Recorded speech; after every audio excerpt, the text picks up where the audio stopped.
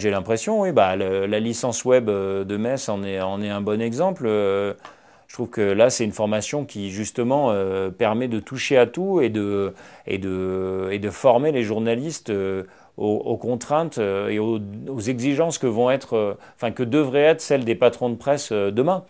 Maintenant, je sais, j'ai pas une vision assez globale sur ce qui se passe dans les autres écoles de journalisme. Est-ce qu'elles sont assez au fait de tout ça? Je saurais pas répondre ailleurs en France. Moi, j'ai fait une formation qui s'appelle l'Institut français de presse à Paris. Et en fait, on avait beaucoup, enfin, 70% de la formation, c'était de la théorie. On avait des cours d'histoire des médias, d'économie des médias, des cours de déontologie. Donc, en fait, moi, je considère pas que, quand j'étais étudiant, je considère pas que c'est là que j'ai appris le journalisme. C'est vraiment quand j'ai commencé à faire des stages et à travailler au quotidien.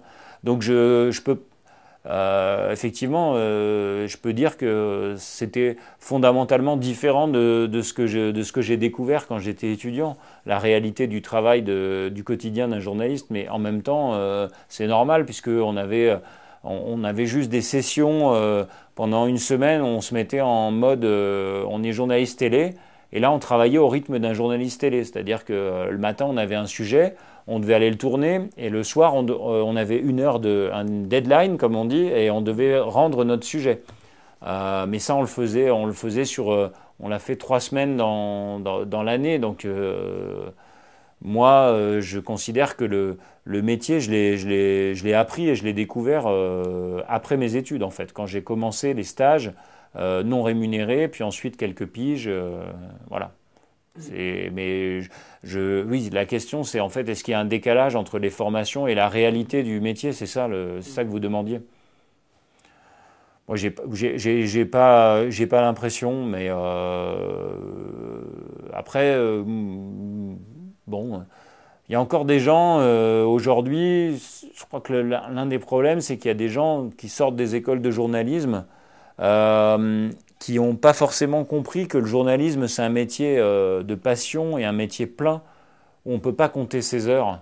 Et aujourd'hui, on a des gens qui ont un rapport au travail qui est un peu différent de celui qu'on avait encore il y a 20 ans, à savoir que on se dit peut-être je vais pouvoir profiter de mes soirées, machin, et mes week-ends, et mon jour de Noël en famille, et en fait, non.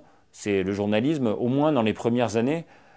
Moi, je me souviens quand j'ai commencé à chercher vraiment sérieusement du travail, j'avais une copine qui travaillait à Europe 1, qui m'avait dit, mais tu sais Cyril, si tu veux percer et réussir dans ce métier, il faut au moins que les 3 premières années, au moins, tu fasses une croix sur ta vie de famille. Tu donnes ta priorité au boulot, sinon tu n'y arriveras pas. Et aujourd'hui, moi, ce qui m'interpelle, souvent quand je vois des jeunes sortir d'école ou qui sont encore en cours de formation, qui viennent ici en stage, je trouve que pour certains, ils ont un rapport au travail qui est un peu particulier parce que ils sont plus dans cette logique de dire oui, d'accord, ce soir je vais travailler tard, mais est-ce que je vais récupérer? Quand est-ce que je vais récupérer? Ou ah ouais, 6h30, le reportage, ça m'embête un peu, j'avais prévu un truc. Bah oui, mais par définition, on est journaliste pas seulement sur ses heures de travail, hein. Journaliste, c'est un métier à temps complet. On est curieux de nature, on va être interpellé dans la rue quand on flâne, on se dit tiens, c'est marrant, la publicité là, c'est quoi? Ou les gens là qui sont rassemblés, ils font quoi? Enfin, on va demander, donc on s'arrête jamais quoi finalement. Donc il faut avoir cet état d'esprit et peut-être aujourd'hui. Je ne sais pas si tous les gens qui sortent d'école de journalisme ont forcément ce raisonnement-là.